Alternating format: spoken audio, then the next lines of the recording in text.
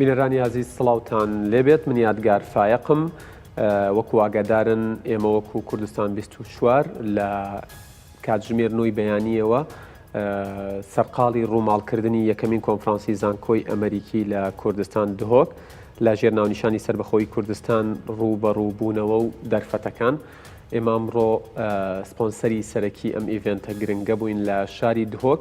و هەر بۆ بەردەوام بوون لە ڕووماڵەکەمان باسی ڕۆژیشمان هێناوەتە شاری دهۆک بۆی گفتوگۆ لەسەر کۆنفرانسەکە و گۆڕانکاری و پێشاتەکانی ئەمڕۆی کوردستان بکەین. بۆ ئەم تەوەرەی بەرنامەکە میوانداری کاک دڵشاد شاب ئەندامی سەرکردایەتی پارتی دیموکراتی کوردستانمان کردووە. کاک دڵشاد ماندوو نەبی ئەمڕۆ لە کۆنفرانسەکە بە تەواوی حزورت بوو. ئێمە جەنابەتمان هێشتەوە بۆی زیاتر عزیەتی تۆ بین. ماندوو نەبی دەست خۆش بێت، سوپاسی ئەو کاتە ئەکەین. ئەمەوێت بە هەندێک قسەی گشتی جەنابتان دەست پێ بکەم سەبارەت بە کۆنفرانسەکەی ئەمڕۆ. ئەم کۆنفرانسە تایتڵی سربەخۆیی هەڵگرتە بوو. گرنگی کۆنفرانسەکە لە ڕووی کاتەوە، گرنگی کۆنفرانسەکە لە ڕووی ناوەڕۆکەوە چی بوو؟ جارێکتری مش سپاسان دەکەم سڵاو لە بینەرانی خۆشەویستی تەلەڤیزیۆنی کوردستان 24. ئەم ئیڤێنتە تەبیعی پێشەوەیکەوە لەسەر ناوەڕۆکەکەی قسە بکەین. گرنگێکەوە زانکۆکانی ئێمە دام و دەستگاکانی بابڵێنی خوێندنی زانست تێکەڵاویەکی وهایان بە پرسە گرنگەکانی کومەڵگە هەبێت کە ئەوە لە بەردەوام وەکو کەم و کوڕیەک هەبووە لەم بوارەدا. پڕکردنەوەی ئەم فەراغە بەکارهێنانی توانە زانستیەکان، مینبەرە زانستیەکان بوو ئەو پرسە گرنگانەی کە پەیوەستن بە با بڵێن بابەتە گرنگەکانی ڕۆژەوە بە ئایندەی وڵاتەوە بەشداریکردن حتا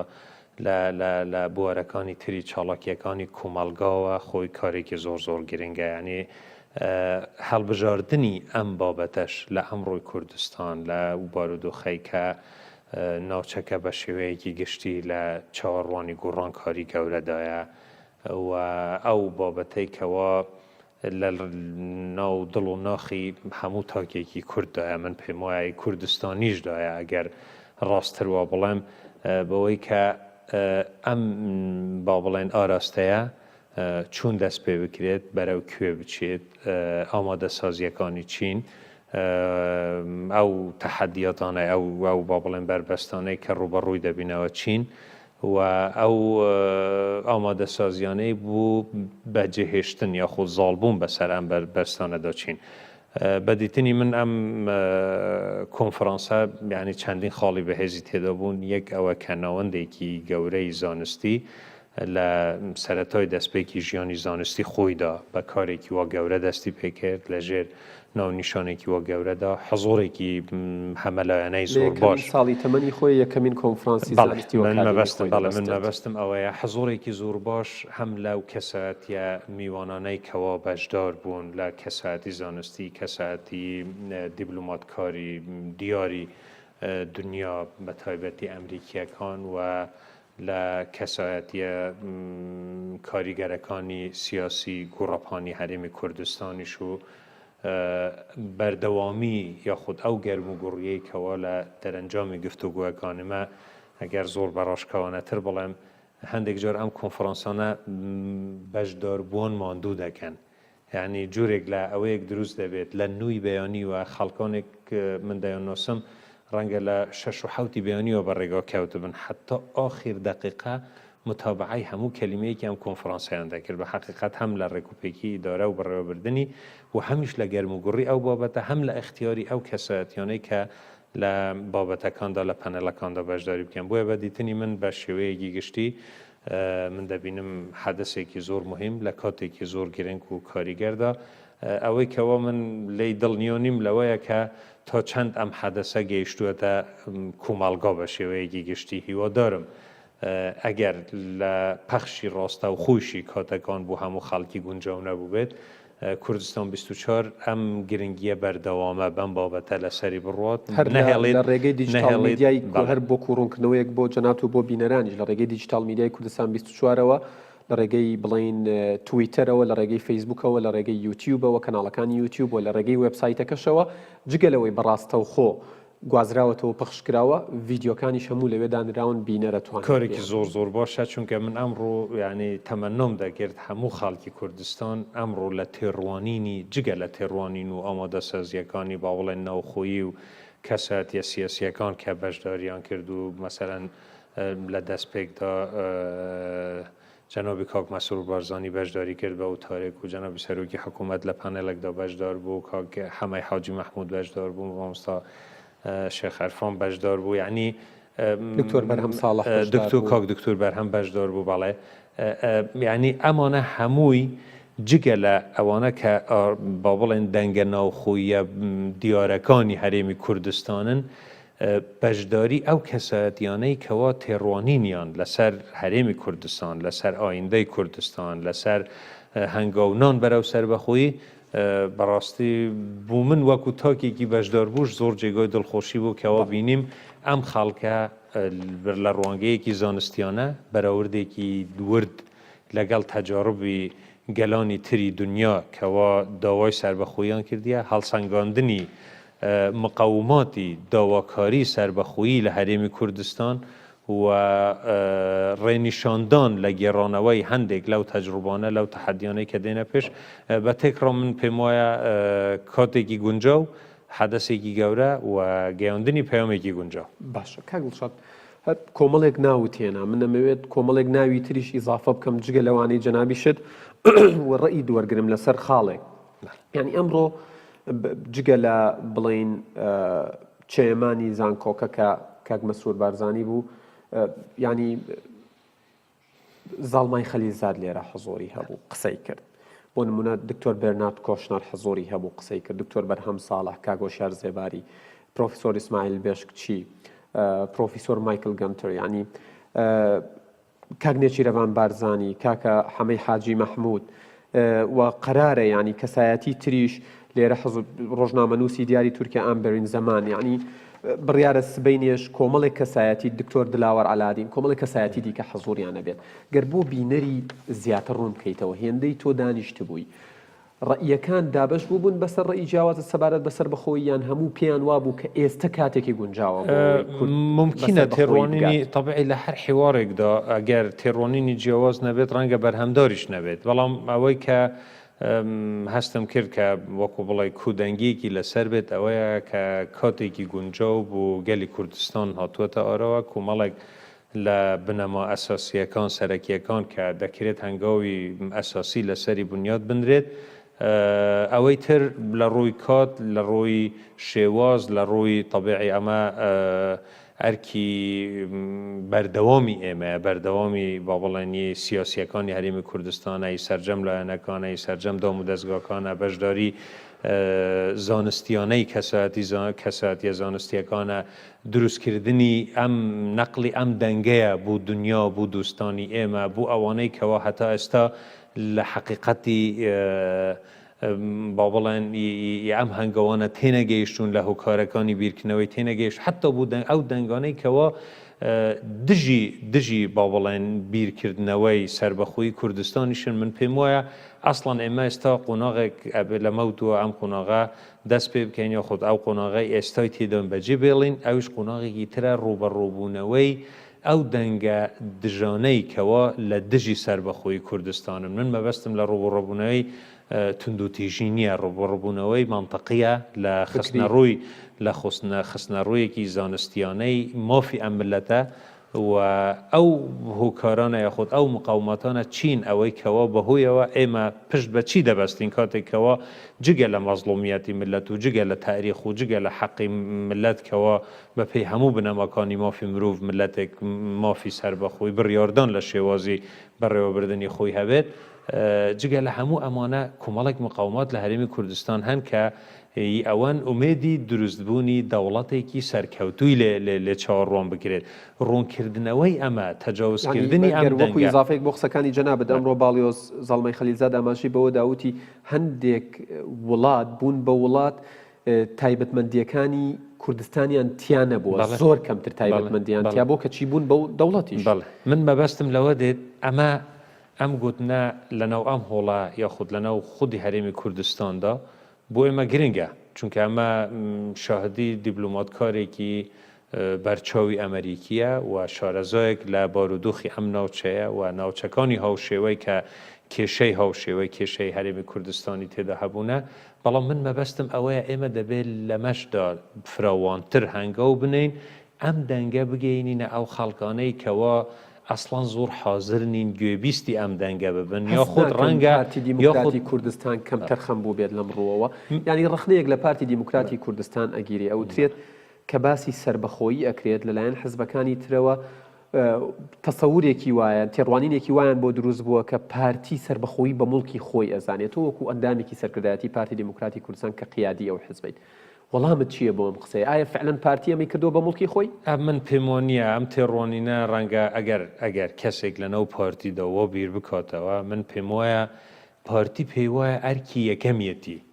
بەڵام پەیوان نییە خۆی تەنها لایەنە یاخود یەکەمین لایەنە ئەمە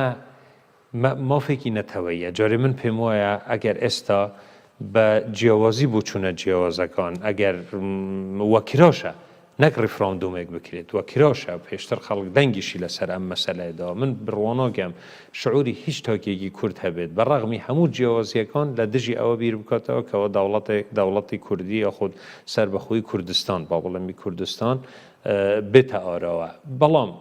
ئەگەر تاکێک لەناو خودی پارتیشدا وا بیر بکاتەوە کە ئەمە تەنها ئەرکی پارتیە یاخود پێیوە بێت ئەمە مڵکی پارتیە یان ئەمە بەکار بێتن بۆ ئەوەی کە خوانە خواستەوەکو بەشێک لە ململانەی سیاسی لە هەرێمی کوردستاندا من پێشی ئەوەی کەوا با بڵێن ڕخنە لە خەڵکی تر بگرم کەوا بیر بکاتەوە ئەگەر کەسێک لەناو پارتیژەوە بیر بکاتەوە من پێم وایە زوڵمە لەگەڵ ئەو پەیامە گەورەیە دەکات ڕاستە ئێمەی پارتیەکان پێمان وایە ئەرکی یەکەمانە پێمان وانە ئەرکی خەڵکی تر نییە پێمان وانە مولکی ئێمەیە پێمان وانە ئێمە دەوڵەت بۆ حزب دروست دەکەین پێمان وانە حزبێک بە تەنها دەتوانانی دەوڵەت دروست بکات ئەمە مەسئلەیەکی نەتەوەیە و ئەبێ نە پارتیەکان وا تەسەڕف لەگەڵ ئەم مەسئلەیەدا بکەن کە بە حزبی بکەن و نە خەڵکێکی تریش بیانوو بەوە بگرێتن بکاتە بەشێکی ململانەی سیاسی چونکە ئەمە دەبێتە زوڵمێکی تاریخی ئەگەر ئیجازەی برا خود بێت دەبێتە زوڵمێکی تاریخی لە خەباتی نەتەوەیەک دەکرێتی ملەتێک دەکرێت کە من پێم وایە بە جیاوازی بۆ چوونەکانەوە کودەنگێک لەسەر ئەم مەسەلەیە زۆر ئاسانە باشە کە کۆدەنگی لەسەر پرسێکی هێندە استراتیژی و هێندە گرنگی و هێندە هاوبەش لە نێوان تەواوی پێکاتەکانی کوردستانە گرنگ بێت و ئێوە بە شێوەیەک لە شێوەکان تۆمەتبارکراون کە ئەم مەلەفەتان بۆ خۆتان خۆڕ کردووە ئێوە وەکو پارتی دیموکراتی کوردستان وتت ئەرکی یەکەمی خۆمان بەوە دانین کە کار بۆ سربەخۆیی کوردستان بکەین چی ئەکەن بۆی لایەنەکانی تریش بێنە ناو ئەم هاوکێشەیەوە هەمووتان پێکەوە هەوڵ بۆ سەربەخۆیی بدەن چونکە ئەگەر هەمووان پێکەوە بێت پێم وابێ ئیشەکە ئاسانتریشە بێت من دیسان دوو پارتی دەکەمەوە ئەوەش ڕەنگە وەکو پارتی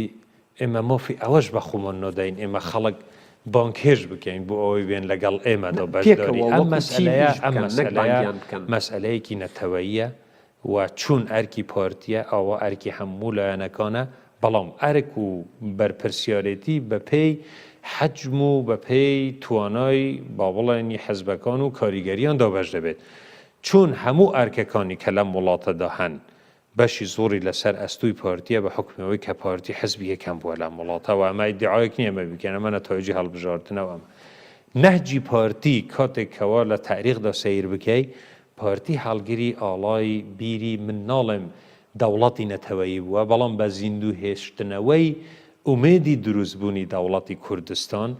پارتی افتخار دەکا کە لە مێژووی خۆیدا لە قوناغە سەختەکانی خەبات و ژیانی سیاسی خۆیدا ئەم ئاڵای هەڵگرتووە و شانازیشی پێدەکەین بەڵام دیسان دوو پارتی دەکەمەوە نە ئەمە ئەرکی پارتی بە تەنهایە و نەدەبێ ئەمەوە بیر بکەنەوە نەدەبێ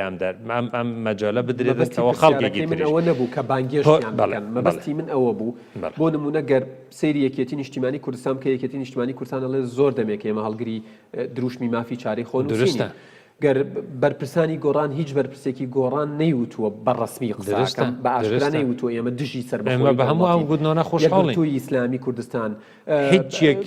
لەمانە بزوتنەوە سۆشیالیست تەواوی پارتە سیاسەکان هەموو ئەڵێم چی بکرێت بۆەوەی ئەم هەوڵانە یەک بخرێن بۆ ئەوەی قووەتی هێزی زیاتر ئێستا من پێم وایە ئەوەی کە لە هەرێمی کوردستان یعنی بارودۆخە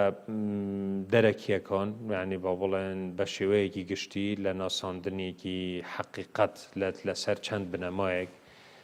یەکیان حکومڕانیەکی دروست لە هەرێمی کوردستان ماوەی چەندین ساڵە حکومی هەرێمی کوردستان ئێمە ڕاستە لە ڕۆی دان پێدانانەوە سەربەخۆ نەبووین لە ئیدارەدانی خۆمان سەربەخۆ بووین لە پاراستنی ئەمنیەتی خۆمان سەربەخۆ بووین لە پاراستنی سنوورەکانی خۆمان سەربەخۆ بووین لە ئیدارە بەڕێوەبردننی خۆمان سەربەخۆ بووین هەندێک شت ئیسپات بووە کەوا هەرێمی کوردستان توانای بەڕێوەبردننی خۆی هەیە نقطەیەکی تر هەیە کە دائیمەن جێگای قەلەقە جێگای پرسیارە ئەویش ئەوەیە دەرو دراوسەیەکانی ئێمە بۆچی قەلەق بۆچی نیگەران بن لەوەی کە ئەگەر هەرێمی کوردستان سەربەخۆی بەدەست بێنێت ئێمە لە ماوەی زیاتر لە 20 ساڵی حکمی سەربەخۆی خۆمان نەبووینە سەبەبی هیچ نیگەرانیەک بۆ دەرو دراوسەیەکانی خۆمان بە پێچەوانەی ئەو وەزعە با بڵێن شڵەقاوەی کەوا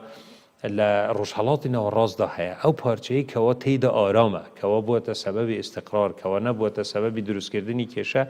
تەنانەت بوو ئەوانەی کەوا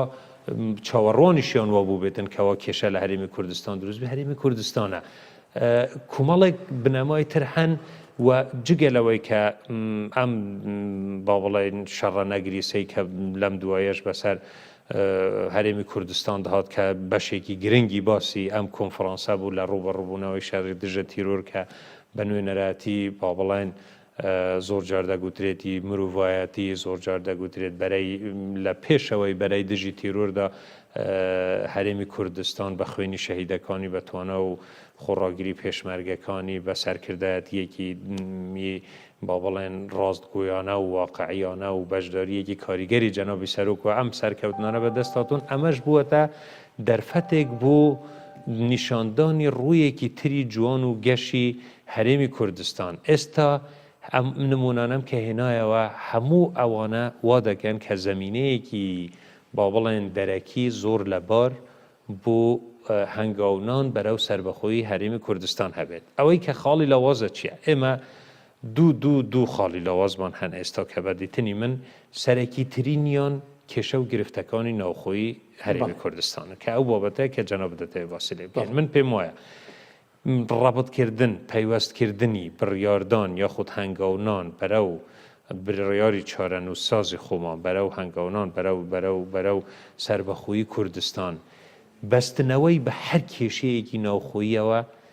هیچ یەک لەو یعنی کەمتر نییە لە هیچ یەک لە پیلانی ناحەزان کە لە دژی بربەست بوو دروستبوونی دەوڵەتی کوردستان بکەن بەڕاستی دەبێ بەدیتنی من ئەم مەسئلەیە لە سەروی هەموو مەسئلەکانەوە سیر بکرێت دروستە ئێمە خلافمان هەبیت خلافمان لەسەر شێوازی بەڕێوەبردن هەبیت خلافمان لەسەر دەستکەوت هەبیت لەسەر مەساڵە هەبیت لەسەر پۆست هەبیت لەسەر هەموو شتێک هەبێت بەڵام نابێ ئەمە ببێتە جزئێکی خلافی ئێمە بۆ ئێمە ببینە خاوەنی شتێک شایستەی ئەوە بیت کە خلافی لەسەر بگەین ئێستا ئەگەر یەکێک بە دقەتەوە ئەمڕۆ سەیری گوتنەکانی ئەو میوانانە بکات ئەو دوستانە بکات کە وا بە دقەتەوە وا بە متابعەوە خەڵکانی قسەی کرد کۆشنەر دەڵێت باسی ئەو ڕۆژە دەکا کە یەکەمین جار جەنابی بارزانی نەمری تێدا بینیوە لەو ڕۆژەوە متابعەی ئەم کێشەی ملەتی ئێمە دەکات تا ئەمڕۆ هەمووی وەکو تاریخێکی وەکو واقعێک شاهد حاڵێک هەمووی بۆ ئێمە باز دەکاتەوە بەبیر ئێمە دەینتەوە کە ئێمە صاحبی چه تاریخێکین چەند قوربانیمانداوە چەند مقاوماتیانمان تێدا خەڵکانێکی بەزەبەت خەڵکانێکی تر لە دوای ڕاپەڕینەوە خەڵکانێکی تر لە دوای شۆڕشی ئەیلولەوە خەڵکانێکی تر لە ئەمڕۆوە خەڵکانێکی تر لە دوای ڕوخانی سەدامەوە یعنی هەموو ئەمانە ئەگەر هەر تاکێکی کوردستانی بە دیتنی من ئەمڕۆ بە دقەتەوە بۆیە من دەڵێم خۆزگە ئەم پەیامەی ئەم میوانانە ئەمڕۆ بە حەقیقی بە ڕوونی گەیشت بێتە هەموو تاکێکی ئەم وڵاتە بۆ ئەوەی تێبگەن کە خەڵک چۆن دەڕۆنێتە ئەم مەسەلە ئینجا خۆمان چەند بە بچووک دێتەوە بەرچاو کاتێک کە خۆمان لە ناوخۆی خۆماندا خلاف لەسەر ئەم مەسەلەیە دروست بکەین من ئەمە ئەگەر بهێڵی وەکو ئینسانێک وەکو مرۆڤێکی کورد کە لەم وڵاتەدا دەژیم من ئەمڕۆ کە گوێم لە گوتنەکانی ئەمانە دەبوو و سەیری بەعزێک خلافاتی ناوخۆی هەرێمی کوردستان دەکردەوە لەگەڵ خۆمدا شەرمم لە خۆم دەکرد دەمگو خەڵک وا تێڕوانینی بوو بۆ ئێمە وایە و ئێمەش لەسەر تەنانەت لەسەر هەندێک شتی وا کە بەڕاستی دیسانیش دەڵێمەوە من بە تێکڕە ئەم قسەیە دەکەم یعنی ئەمە هیچ لە ئەنگلیەکی حزبی تێدانە اینجا بە ئەگەر خۆ نەخواستە بەیانی هەنگاونان بەرەو ڕفراندوم و بەرەو سەربەخۆیی هاتە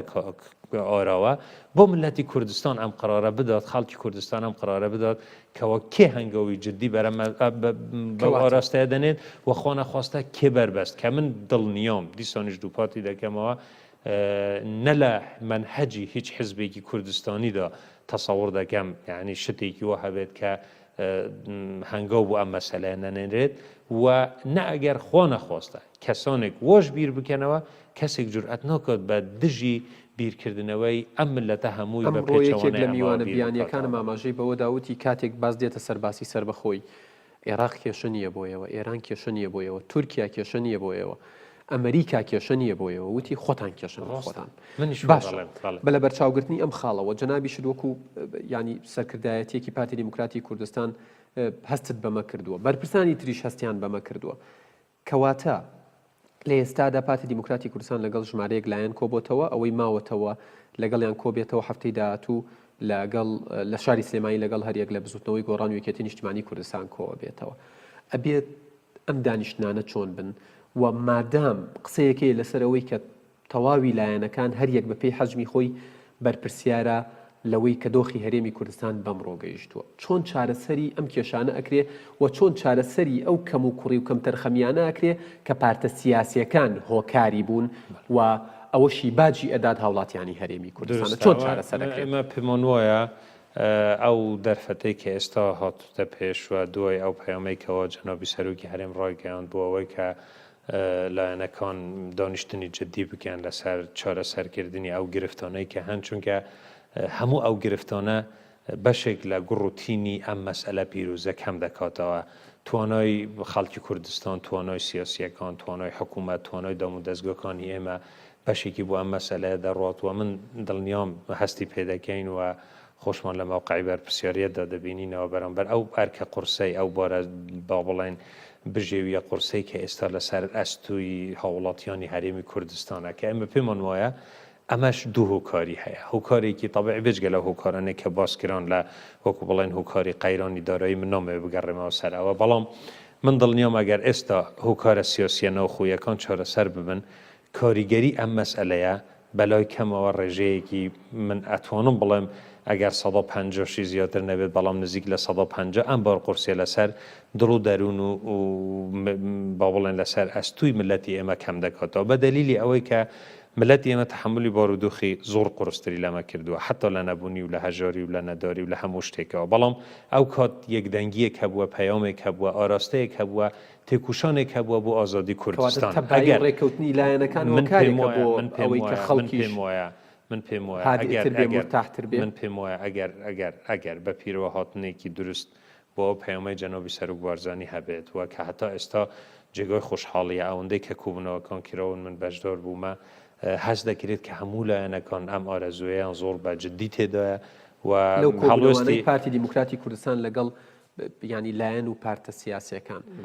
بەدەمەوە هاتن و تەجاوبی ئەو لایەنانە چۆن بووە و هەستەکەن تا ئێستا کە ئەکرێت کێشەکان چارەسەرکەن لەسەر ئەساسی کێشەکە هەمومان متتەفقین لەوەی کە ئەم بارگرژیە ئەم پەرتەوازەیە زەربەیەکی زۆری لە خەڵکی کوردستانداوە زەربەیەکی زۆری لە تەجروبەی کوردستانداوە بە شاهدی ئەم میوانانە دیسانەوە جارێکی تر دەڵێمەوە هەر کەسێکی دەمی دەکاتەوە نەسیحەتی ئەوەمان دەکا ئاراستەی ئەوەمان دەکا ناکرێ ئەم هەموو خەڵک و عالەمە خەمی ئێمەیان بی خەمی ملەتی ئێمەیان بی خەمی تاریخی ئێمەیان بی ئێمە خۆمان خەمی خۆمان نەبێت بۆیە بەبێ داخلبوونی تەفاسیل هەست دەکرێت کە هەموو لایەنەکان ئەم ڕەغبەتیان زۆر بە جددی تێدایە و حتا ئەوەی کە لە هەڵوێستی فەرمی با بڵێن ئەو دوو لایەنەی کە هێشتا دانیشتن نەکراوە با بڵێن ڕەنگە چەند لایەنێکی تریشمان ببووە بەڵام وەکو دوو لایەنی سەرەکی کە یەکێتی نیشتیمانی کوردستان و بزوتنەوەی گۆڕانن لە ئامادەیی ئەوانیش و لە با بڵێن تەسریحاتی بەرپرسانیش کە ئامادەیی بوو گفتوگو بوو ئەوەی کەەوە بگەینە دەرەنجام ئومێدێک هەیە کە و جددیەتی پارتی لەژێر ڕۆشنایی پەیامی جەنابی سەرۆک بارزانی من دەبینم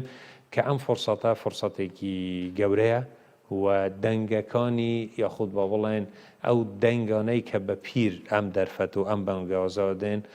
زۆر باڵاترن لەو دەنگانەی کە ئەگەر خۆنە خواستە بڵێم هەتا ئێستا دەنگی پێچەوانەیەوەمان نەبیستیە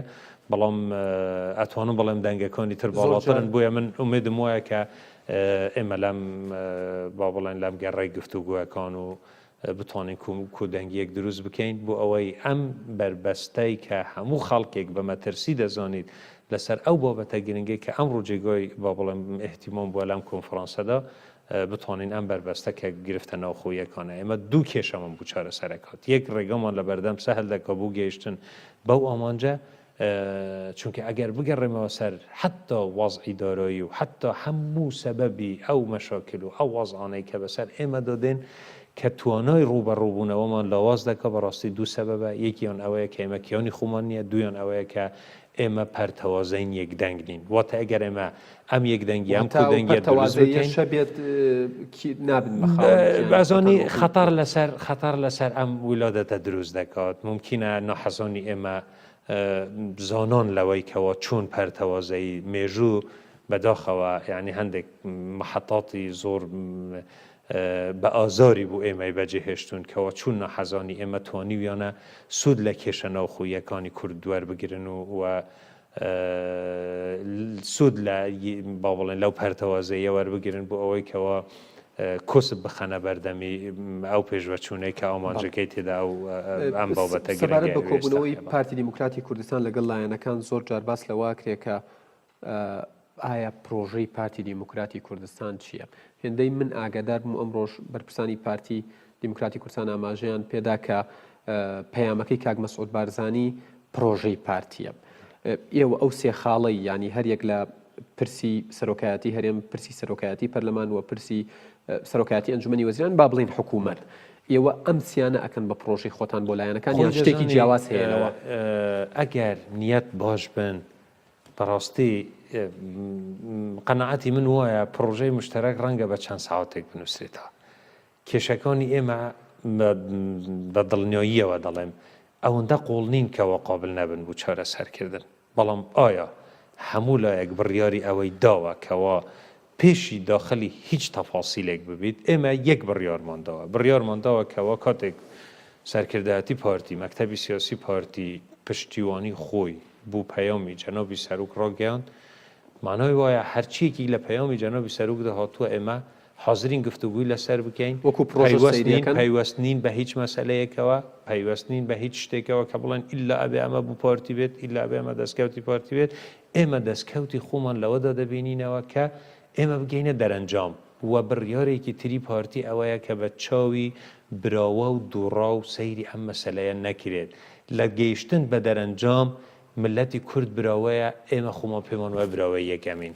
و لە نەگەیشتن بە دەرەنجام ئێمە خۆمان پێمان وایە خەسارەتمەندی یەکەمین بەپێی ئەو مەسئولیەتەی پارتی دیموکراتی کوردستان ئامادەیە بە ئاسانی دەست بەردار بێت هەموو بڵێ دانیشتەکان شکستی هێنا هەموو مڕونەتێک دەنوێنین هەموو هەوڵێک دەدەین هەموو ڕێگایەکی گونجاوی یاسایی دەگرینە بەر بۆ ئەوەی بتوانین ئەم جارە دڵی ملەتی خۆمان خۆش بکەین بەلای کەمەوە خۆ نەخواستە لە حاڵەتی خراپترین حاڵەتدا پارتی دەبێت ئەوەندە بچیتە پێشەوە بۆ ئەوەی کە ملت لە بانگەوازی پارتی زۆر بەڕوون و ئاشکرایی حاڵی ببێت ئەگەر عرقلەیەکیش هەبێت پارتی معرقل نابێت لە بەردەمی ئەم مەسەلەدا ئەمە بڕیاری پارتیە پارتی دیموکراتی کوردستان دیراسەی ئەمەی کردووە کە تەنانەت گەر لایەنێک لە لایەنەکان بە شێوەیەک لە شێوەکان وەکو پێویست نەیەتە پێشەوە ئەمان زیاتر بچنە پێشەوە زیاتر قوربانی بدەن لە پێناو ناڵێم تەنازول ئەڵێم زیاتر قوربانی بدەن لە پێناو هاوڵاتیانی هەرێمی کوردستان ئەم پرسە هیچ شتێک هیچ هەنگاوێکی چوونە پێش ئێمە بە تەنازولی نازانین و تەمەنا دەکەین ئەم ڕۆحیەتەش بەرجەستە بێتن لە هەموو لایەنەکاندا چونکو هەر یەکێک لە ئێمە کە هەنگاوێک دەچینە پێش دەبێت بزانین کە لە پێناوی بەرژەوەندی ملەتی خۆمانەوە لە پێناوی ئەو پەیامە گرنگەیە کە ئایندەی کوردستانە چارەنووسی کوردستانە ئەگەر ئەمە بکرێتە بنەما دەکرێت کۆمەڵێک شتی تر لە چاو ئەو مەسەلەیە گەورەیەدا بچووکتر سیر بکرێن پارتی هەموو ئەم مەسئلانە بچووکتر دەبینێت لە ئایندەی کوردستانی پێ گەورەترە بۆیە هەر هەنگاوێک بە تایبەتی لە ئەمڕۆدا لەم کاتە هەستیارەدا کەوا بە هەنگاونانی پارتی بتوانین پێ بگەینە دەرەنجامێک من دووپاتی دەکەمەوە پارتی دوو دڵ نییە لە هەر هەنگاوێکی کەوا بینێت بەڵام دەبێت لەسەر ئەساسێکی دروست بێت زەمانەتی ئەوە هەبێت کەوا ئێمە هەنگاوێکی پتە و زانستیانە و با بڵێن ڕازگویانەمان لەگەڵ یەکترینەوە من نامەوێ هیچ شتێکی خلاف لە ئەم ڕوودا بینمەوە بیر خەڵکی خۆمان بەڵام زۆر جاری وا هەبووە بە کورتی بڵێم پارتی زۆر بەنیاد باشی لە زۆر مەسائل چووەتە پێش بەداخەوە ئەو نیەت باشی و نیەت پاکیەی پارتی وەکو پێویست جوابی وەرنەگیرەوە یاخود خوانەخواستە بە شێوەزی تر مامەڵە کراوە ئەم جارە دەمانەوێت هەر هەنگاوێکی بنین ئەساسێکی ئەوەندە مکوم و پتەوی بوو هەبێت لە ئایندە خەڵک لە هەرێمی کوردستان دڵنیا بێت لەوەی کە ئەوەی ئێمە لەسەری ڕێک دەکەوین قابل نییە بوو تێکچوون قابل نییە بوو هەڵوەشانەوە قابل نییە بوو ئەوەی کەەوە کاریگەری با بڵێن تری بەسەرەوە بێت یاخود ببیتە سەبەبی ئەوەی کەەوە دوو دڵیەکیان دڵە ڕاوکێک چونکە من دڵنیام ئەو شعورە زۆر باش هەستی پێ دەکەین خەڵک ماندوو بووە لە وەعودات خەڵک ماندوو بووە لەوەی کە چەند جار شتی ئومێد بەخش بە خەڵکی هەندێک جار ئەنجامیش بە خەڵکی ڕاگەیەندراون خۆ ئێمە کاکە ئێمە لە نەتیجەی کوبوونەوەکانی 2 ساڵی ڕابردوودا گەیشتینە ئەنجام ئێمە حکوومەتمان پێکینەوە ئێمە پەرلەمانمان پێکینەوە ئێمە پەیامێکمان بە خەڵکی گەیان کە کاکە ڕاستە ئێمە مدەتێکی زۆر تاخیر بووین دووە کەوتین بەڵام لە دەرەنجام ویلادەیەکی باشی لێ هاتە بەرهەم بەڵام کاتێک کە خەڵک دەبینی دەرەنجامەکانی ئەم مەسئلانەش دیسانەوە دوودڵیەک دروست دەکەنەوە وەکو ئەوەی کە لە ماوەی ڕابردوودا ڕوویدا من ئەوە دیسانیش دەڵێمەوە بۆ باسکردنی مەترسی نییە بۆ ئەوەیەکەوە من بڵێم هەنگاوەکانی ئێمە ئەم جارە دەبێ وابن دڵنیاییەک بە خەڵکی کوردستان ببەخشێت کە ئەم جارەی ڕێککەوتنی لایەنە سیاسیەکان نابێتەوە سەبەبی ئەوەی یاخود با بڵێن مەترسی لەسەری نابێتەوە بە هوکارێک لێرە و لەوێ ئەم مەسەلەی هەڵبۆشێتەوەیان تێک باش ئێوە وەکو پارتی دیموکراتی کوردستان هێشتا لەگەڵ چەمکی حکوومەتی بنکە فراوانن یان با بەم شێوەیە پرسیارەکەم بکەم هێشتا لەگەڵ ئەوەن وەکو پارتی کە تەواوی لایەنەکان لەناو ئەم حکوومەتە بەشدار بن ئەوە تەبعی پارتی لە پێناوی ئەوەدا زۆر تەحملیشی کرد ئەمە ئەگەر بە کورتی بگەڕێمەوە سەری پارتی بە پێی یاسا مافی پێکینانی حکوومەتی پێدراوە یاسای بەرکار لە هەرێمی کوردستاندا دەڵێت براوەی یەکەم لیستی یەکەمی براوە لە هەڵبژاردن بووی هەیە حکوومەت پێک بینیت ئەگەر ئەمە لە ڕووی یاساییەوە 50 زائیدیەکی هەبوو خۆی پێکی دینیت ئەگەر نە پەنا بوو ئەوە دەبات کە 50 زائیدیەک تەمین بکە من دووپات دەکەمەوە زۆر جاری تریش گوتومە پارتی زۆر بە ئاسانی دەیتوانێ ئەم 50 زائیدیەکە تەمین بکات بەڵام پارتی مەبەستی بوو بە حەقیقەت بوو ئەو ئامانجەی کە ئەمڕۆ قسەمان لێ دەکرد کەوا کودەنگیەک دروست ببێت یەکێک لە هەنگاوەکانی ئەم کودەنگیە حکوومەتێکی بنکە فراوان بێت ئێمە دەمانزانی حکوومەتی بنکە فراوان لە ڕووی ئەداەوە لە تەجارڕبەکانی بەڕێوەبردن لە دنیا حکوومەتی بنکە فراوان حکوومەتی لاوازن حکوومەتی بەهێز نین بەڵام ئێمە ئامانجێکی ترمان گەورەتر سیر دەکرد ئەویش ئەو یەکدەنگیە بووە کە بوو ئەمڕۆی کوردستان و بابەتی ئەمڕۆی ئەم کۆنفرانسە گرنگ بووە بۆیە بەلای ئێمەوە ئێستاش ئەوە ئامانجیەکەممانە بتوانین هەمومان کودەنگ بین بەڵێ بەڵام ئەگەر ممکن نەبوو ئەم کودەنگیە دروست بکرێت بەڕای من نەک ئەرکی پارتی بە تەنهایە هیچ سەرجەم لایەنەکانی تریشە خۆی ئێمە هەردوو لایەن نین سێ لایەن نین چوار لایەن نین ئەبێ هەموو لایەنەکان بە یەکەوە هەڵوەستێکی ڕوونیان بەرامبەر بە هەنگاونان بوو چارەسەری ئەم گرفتە هەبێت هەمومان داوای ئەوە دەکەین کودەنگ بین بەڵام ئەگەر خۆ نەخواستە لە حاڵەتێکدا ئەم کودەنگیە نەهاتە ئامانج نابێ ئەم ئامانجە فەشەل بێنێت ئەبێ بە شێوەزێگەی چارەسەری کۆتا پرسیارم کاک دڵشاد